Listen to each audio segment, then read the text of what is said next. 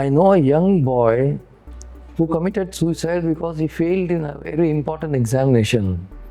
Why do these things happen? Tolerance threshold. Different people have different tolerance thresholds.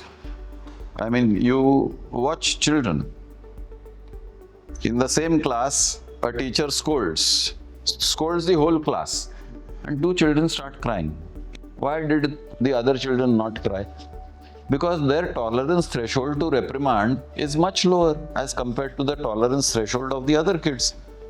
How many people commit suicide? There are millions of students giving exams. How many cases of suicide will you find? A decimal point percentage. Yes. So their tolerance is much lower in acceptance of failure. They can't accept failure, therefore they take a drastic step. And your case is extreme, committing suicide. Some people give up studies. अभी मुझे नहीं पढ़ना है, मैं fail हो गया. True. Very true. The other day, the wrestler gave up. He said, "I'll give up wrestling," Yeah. because she failed in the wrestling match. So, how does one accept failure? You used a word accept, but before the word accept, there is another word, and that is expect. You expect something, and when you expect something, and when that something doesn't happen, then you are unwilling to accept. So your expectation should always be tempered with two possibilities. My expectation will be fulfilled, or my expectation will not be fulfilled.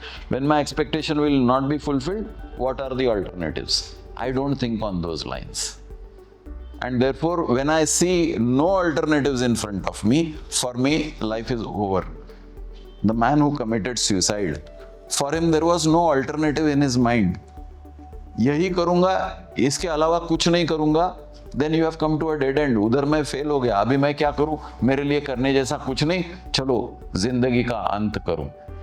So there should be a plan B to that.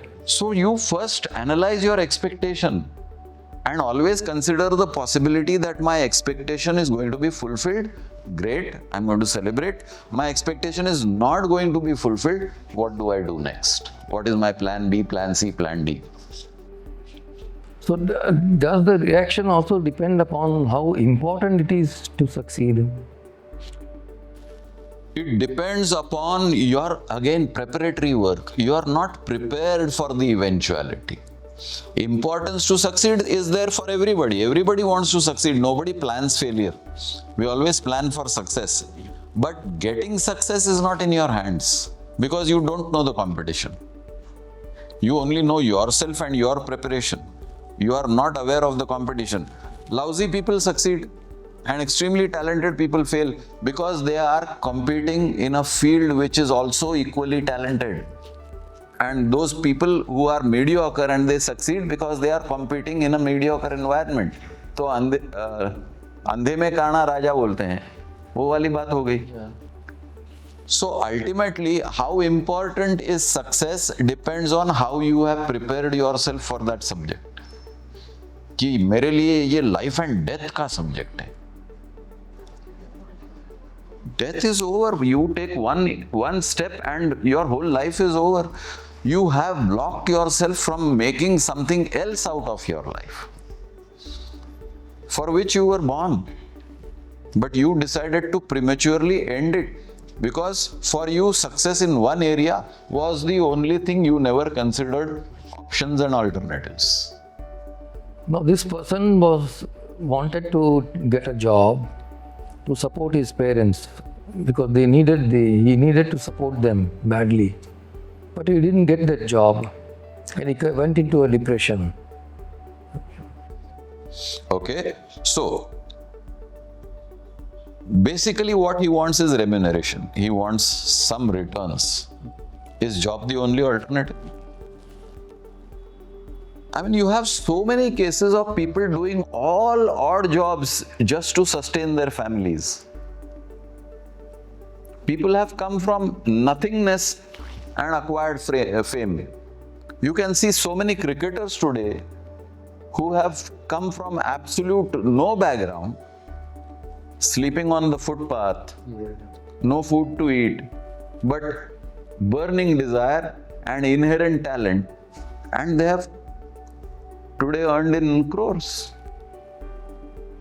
So when you are blocked into thinking that job is the only avenue for me to earn my livelihood, then again you are not looking at options. There is no plan B, there is no plan C. Okay, job nahi mila. Can I do something else? I am unwilling to do. Maybe if they sought counseling, Big word. Everybody doesn't know the concept of counseling. Counseling happens in informal, casual environments also. And sometimes the best counseling happens in an informal environment. A friend patting you on the back and saying, "Chal yaar, theek hai, nahi mila to kya hua? Chal ye karte hain. Ya ye karke dekh." That is also counseling. You don't need to have a counselor who is paid for. The subject is, are you willing? Are you willing to live? These people are not willing to live. They have a fixated, narrow lane in which they want to navigate. Life is not a narrow lane. Life is a vista. You need to find your way through that wide vista. you said that people have come from rags to riches, with a lot of determination. But there are also cases where a very successful parent has got a lot of expectations from a child, and the child is unable to live to that expectation. Not always true. There are very successful parents who don't have an expectation from the child, but the child burdens himself with an expectation, thinking that that is what he is born to do, because he's born in a legacy. So I must continue that legacy.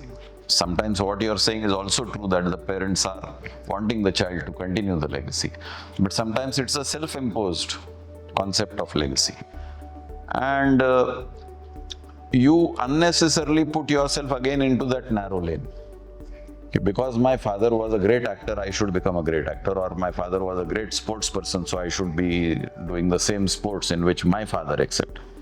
Your thumbprint is different. You don't have the skill sets which your father was born with. Why are you trying to copy him? Why don't you discover your skill set and cultivate those skills? But sometimes the pressures of these societies where you have succeeded, they try to say that, okay, your father was a great surgeon, so you will also become a great surgeon. And then that becomes the guiding light for the child, that I have to become a surgeon. He doesn't have the brains for a science background or science education. He's probably artistic, or he's probably a great sports person. But it doesn't even occur to him that I have a different skill set, because the society is constantly pounding him with, you are a child of a great surgeon or a great cricketer or a great actor, so you should be a great surgeon or a great cricketer or a great actor. Now this kind of bombarding which is happening, either deliberately or unknowingly, sometimes even the friends expect, "Arey, tera baap to acha cricketer hai, tu bhi acha cricketer ban jaye." So these expectations are external forces. Where are you in that? Where is your own self expressing itself in that? So you are a suppressed individual in this bombardment of an affluent environment. Rags to riches, there is nothing to lose. But in this case, you are probably losing face, or in your mind you are thinking, my parents are losing the face if I don't live up to their expectation or their legacy. In all these cases, you as an individual are lost. Life is about you. Life is not about others. If you don't live up to your expectations, what are you struggling to live up to somebody else's expectations? First have your expectations. What do you want to make your life to be? That is not defined, and therefore the struggle. So it's better that children at a very young age, people are trained, to accept failures, that failures are part of life. You see, in our old system of education, there was a Gurukul concept. So the child is taken away from the parents and handed over to a teacher. Now, it was the teacher's skill to discover what are the skill sets in that child. So somebody is good at archery. Okay, You develop your skills in archery. Somebody is good at wrestling, so you develop your skills in wrestling. Somebody is good at writing, so you start writing. Or somebody is good at poetry, so you develop your skills.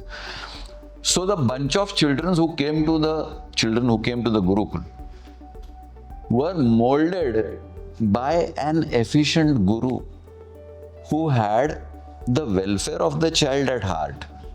Today education is commerce. Where is the welfare?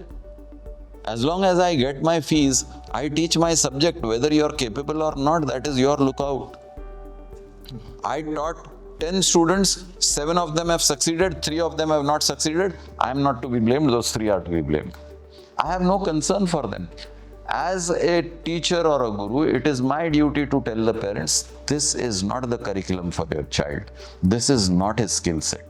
I'm not interested. The parents are paying the fees. I'll take the fees. I will teach what I'm going to teach. Whether he learns or not is not my problem. Who will counsel?